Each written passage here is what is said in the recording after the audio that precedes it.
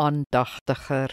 1 Korintiërs 10 verse 30 en 31 sê: As ek met dankbaarheid saam eet, waarom word ek belaster oor iets waarvoor ek dank? Of julle dan eet of drink of enigiets anders doen, doen alles tot eer van God.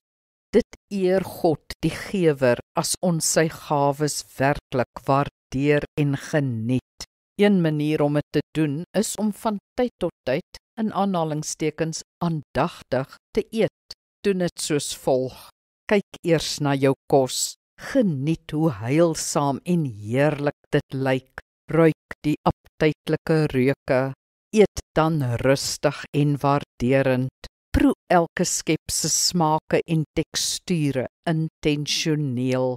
Terwyl jy eet, sê dankie vir die heerlike kos, vir die voorreg om te kan eet, vir gesondheid en krag. Dink dan aan almal wat die kos na jou gebring het, die boer en sy arbeiders, die pakkers en fabriekswerkers, die vervoerders, stoormanne, handelaars en verkopers, diegene wat dit berei het. Ja, dank en bid vir hulle. So geniet jy jou kos meer, maak jy van eet 'n geestelike daad en eer jy die Here. Kom ons bid saam. Hemelse Vader, ek eet te haastig, want ek leef te haastig.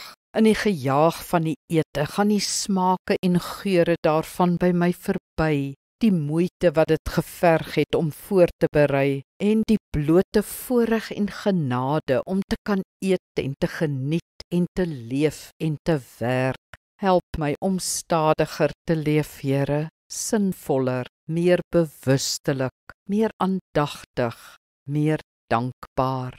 Amen. Die Here seën jou.